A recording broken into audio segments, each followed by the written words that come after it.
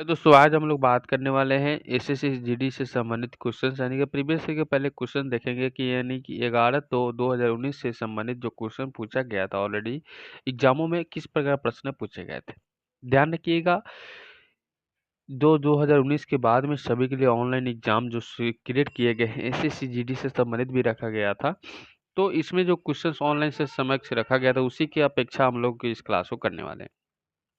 और सारे एग्जामों की तरह एसएससी के एग्जाम में ऐसा नहीं होता है कि क्वेश्चंस कहा कुछ और पूछा कुछ और। आप जो पढ़ के जाएंगे उन्हीं से क्वेश्चंस लड़ जाता है और उन्हीं से ज़्यादातर क्वेश्चन बन जाता है।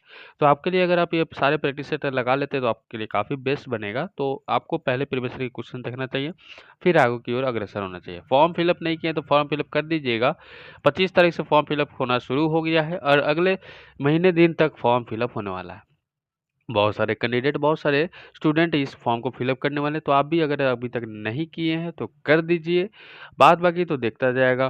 तो चलिए क्लास को स्टार्ट कर लेते हैं। जो पिछला क्लास नहीं देखे तो देख लीजिएगा, सारे क्वेश्चंस इंपॉर्टेंट और अच्छे लेवल के बनाए गए हैं और पिछले सारे एग्जामों से रिलेट रखे गए हैं।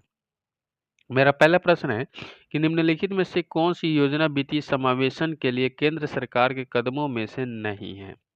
तो भाई मेरे यहाँ पे 26 नंबर क्वेश्चन ऑलरेडी किस प्रकार पूछा गया था, तो यही क्वेश्चन पूछा गया था प्रधानमंत्री उज्ज्वल योजना। देखिए इसके पहले भी योजना पूछा गया था और अभी भी योजना पूछा जाएगा। ऐसा नहीं है कि सर्वप्रथम योजना पूछा गया है, इसके पहले नहीं पूछा गया, इसके बाद नहीं पूछा जाएगा, ऐसा कुछ नहीं है। और यहाँ पे ये कब लागू किया था, तो 2016 में लागू किया गया था और सबसे पहले बलिया यूपी में लगाया गया था। नेक्स्ट क्वेश्चन देख लीजिए। यहाँ पे जो क्वेश्चन पूछा गया था कि भारतीय संविधान के निम्नलिखित में से किस अनुभाग को भारतीय संविधान की आत्मरंगा के रूप में जाना जाता है। तो 27 नंबर क्वेश्चन का आंसर क्या हो जाएगा, यहाँ पे आंसर हो जाता है मौलिक अधिकार। देखिए मौलिक अधिकार किस भाग 35 से 39 के बीच में यहाँ पे रखा गया था, ये क्वेश्चन आपके लिए हमेशा पूछता है। ध्यान रखिएगा यहाँ पे क्वेश्चन आपके लिए काफ़ी इंपॉर्टेंट है और काफ़ी इंपॉर्टेंट इसको कह सकते हैं। मौलिक अधिकार से क्वेश्चंस नहीं पूछेगा तो किसी भी एग्जामिनर का पेट का पानी नहीं बचेगा। कह ले कि हर एक एग्जाम में पूछा ही जाता है। संविधान सभा के मसौदा समिति के अध्यक्ष कौन थे, तो यहाँ पे 28 नंबर क्वेश्चन का आंसर हो जाएगा बी आर अम्बेडकर। ठीक है, बी आर अम्बेडकर हमारा हो जाएगा। नेक्स्ट क्वेश्चन देख लीजिए। यहाँ पे क्वेश्चन कह रहा है कि निम्नलिखित में से कौन सा विकल्प सस्योत्सय है। सस्योत्सय है तो हमारा आंसर क्या हो जाता है ओनम। ओनम कहाँ का है, तो ओनम असम का है। यहाँ पे बहुत ही सुंदर यहाँ पे क्या हो जाता है, ये ओनम है केरल के, असम और केरल के बीच में मनाया जाता है दोनों के समक्ष, लेकिन यहाँ पे केरल में ये क्या हो जाता है, बहुत ही अहम त्योहार के रूप में मनाया जाता है। नेक्स्ट क्वेश्चन देख लीजिए। यहाँ पे अगला प्रश्न आपके बोर्ड पे लग चुका है कि हाइपर मेट्रोपिया के बारे में निम्नलिखित में से कौन सा गलत है। देखिए सारे ऑप्शन देख लीजिए, आपको भी मेरे साथ लगाते चलना है ताकि आपको अनुभव हो जाए कि किस प्रकार क्वेश्चंस को सेट लगाएंगे ताकि आपको मजा आ जाए। नेत्रगोलक आई बॉल में वृद्धि दोष के कारणों से ये होता है, ए नंबर ऑप्शन हमारा बिल्कुल सही हो जाता है। नेक्स्ट क्वेश्चन देख लीजिए। यहाँ पे निम्नलिखित में से क्या कहा जाता है, कौन सा असम के लोक नृत्य का नृत्य नहीं है। तो इनमें से एक ऑप्शन दिया गया जो कि लोक नृत्य नहीं है, जो कि मंदजास। मंदजास हमारा बिल्कुल सही हो जाता है। मंदजास कहाँ के है, तो मंदजास जम्मू कश्मीर के लोक नृत्य के शैली है। नेक्स्ट क्वेश्चन देख लीजिए। यहाँ पे अगला प्रश्न लग चुका है, यहाँ पे क्वेश्चन को देखिएगा। क्वेश्चन कह रहा है कि किसी भी खाद्य श्रृंखला में शीर्ष पर स्तर पर कौन सा कब्जा कर लेता है। तो 32 नंबर क्वेश्चन का आंसर हो जाता है मनुष्य। मनुष्य ये सभी कामों में आगे रहते हैं। नेक्स्ट क्वेश्चन देख लीजिए। मौलाना अब्दुल कलाम आजाद माका ट्रॉफी के केंद्र सरकार द्वारा निम्नलिखित में से किसको दिया गया था। तो यहाँ पे देख लीजिए, सारे ऑप्शन आपको पढ़ लेना है 33 नंबर क्वेश्चन का आंसर, ताकि आप अच्छे से कर पाओ, ताकि आप भी सीख पाओ। नेक्स्ट क्वेश्चन का आंसर क्या हो जाता है कि अंतर विश्वविद्यालय टूर्नामेंट के समग्र रूप में शीर्ष प्रदर्शन करने वाले विश्वविद्यालय के यहाँ पे क्या थे, मौलाना अब्दुल कलाम आजाद सरकार के रूप में यहाँ पे नियुक्त थे। क्वेश्चन ये भी बन सकता है कि यहाँ पे निम्नलिखित में से देखिए एसएससी के एग्जामों में ज़्यादातर क्वेश्चन से रिपीट हो जाते हैं।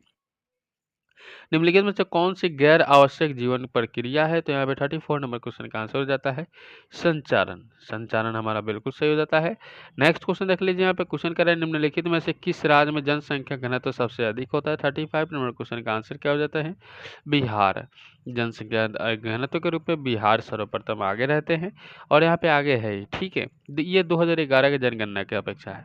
हो सकता है 2021 की जनगणना के अपेक्षा के आंसर क्वेश्चंस आपसे पूछे जा सकते हैं, जैसे कि सीएसबीसी के एग्जामों के द्वारा बिहार पुलिस कांस्टेबल के एग्जाम में पूछा गया था।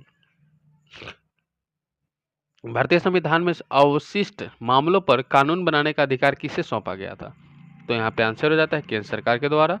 ठीक है, नेक्स्ट क्वेश्चन का आंसर देख लेते हैं। अगला प्रश्न क्या पूछा गया था? अगला प्रश्न आपके बोर्ड पे लग चुका है कि 2018 के अर्जुन पुरस्कार से सम्मानित रोहन बोपन्ना किस खेल में उपलब्धियों के रूप में जाने जाते हैं? तो 37 नंबर क्वेश्चन का आंसर हो जाएगा टेनिस। ए नंबर ऑप्शन सही। नेक्स्ट क्वेश्चन देख लीजिए। अगला प्रश्न आपको बोर्ड पर लग चुका है कि पश्चिमी घाट की सबसे ऊंची चोटी कौन सी है? तो पश्चिमी घाट की सबसे ऊंची चोटी अनईमुड़ी है। अनईमुड़ी आपका आंसर हो जाता है सही। नेक्स्ट क्वेश्चन देख लेते हैं। यहाँ पे अगला प्रश्न है कि भारत सरकार के निम्नलिखित में से कौन सा विभाग भुगतान बैंक के संचालन करता है? तो भुगतान बैंक के संचालन कौन करता है? तो डाक विभाग। ए नंबर ऑप्शन सही। नेक्स्ट क्वेश्चन देख लीजिए। यहाँ पे अगला प्रश्न आपको बोर्ड पर लग चुका है कि सुल्ताना रजिया के पिता कौन थे? तो सुल्ताना रजिया के पिता इल्तुतमिश थे भाई मेरे। अगला प्रश्न देख लीजिए। यहाँ पे अगला प्रश्न लग चुका है कि निम्नलिखित में से कौन सा संगठन विश्व विकास रिपोर्ट के प्रकाशित करता है? तो यहाँ पे 41 नंबर क्वेश्चन का आंसर हो जाएगा विश्व बैंक। ठीक है, नेक्स्ट क्वेश्चन बात कर लेते हैं। यहाँ पे अगला प्रश्न आपको बोर्ड पर लग चुका है कि निम्नलिखित में से कौन सी नदी प्रसिद्ध शिव समुद्रम जल प्रपात बनाती है? तो यहाँ पे 42 नंबर क्वेश्चन का आंसर हो जाता है कावेरी नदी जो है जल प्रपात बनाती है। इसकी जो ऊंचाई मानी जाती है ऊंचाई है 98 मीटर। ठीक है, नेक्स्ट क्वेश्चन देख लीजिए। यहाँ पे अगला प्रश्न आपको बोर्ड पर लग चुका है यहाँ पे कि निम्नलिखित में से कौन सा एक नव पाषाण सांस्कृतिक स्थल नहीं है? तो 43 नंबर क्वेश्चन का आंसर हो जाएगा कुंतासी। अगला बात कर लेते हैं यहाँ पे क्वेश्चन की। तो अगला प्रश्न लग चुका है पत्ते का वह भाग जो इसे तने से जोड़ता है वो क्या कहलाता है? 44 नंबर क्वेश्चन का आंसर हो जाएगा टंडन। टंडल हमारा बिल्कुल सही हो जाता है।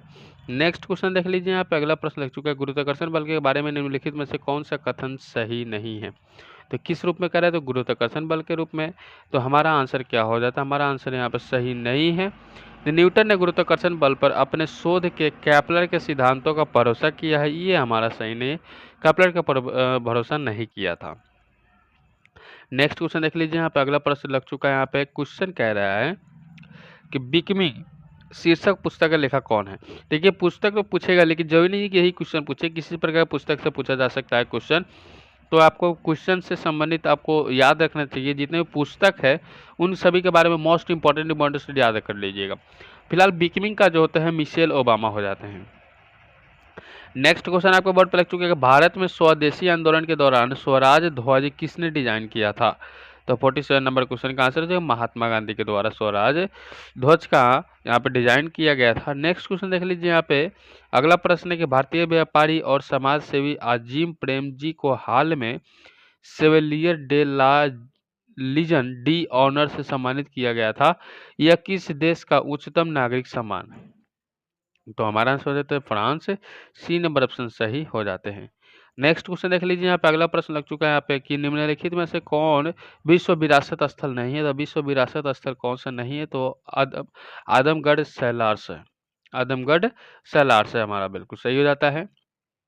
अगला प्रश्न बात कर लेते हैं कि रामनाथ गोयनका पुरस्कार किस क्षेत्र में योगदान के लिए प्रदान किए जाते हैं? योगदान के लिए प्रदान किए जाते हैं तो पत्रकारिता तारिता यहाँ पे ए नंबर ऑप्शन सही हो जाते हैं। तो इस तरह से 25 क्वेश्चन पूछे जाते हैं एसएससी जीडी के एग्जामों में, और 25-25 के भांज मिलाकर पूछा जाता है, यानी कि 25 रीजनिंग, 25 मैथ, 25 जीके जीएस और 25 यहाँ पे हिंदी भी रखा जाता है, और 25 इंग्लिश या हिंदी में से कोई एक चूज कर सकते हैं आप और अपना स्कोर बना सकते हैं।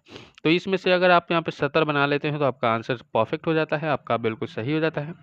और इसकी तैयारी के लिए आपको पहले विस्तार परिवार से सब्सक्राइब करके बेल आइकन को प्रेस कर सकते हैं, मिल सकते हैं। मन में कोई सवाल हो तो अभी भी आप कमेंट कर सकते हैं। मिलते हैं फिर नेक्स्ट वीडियो।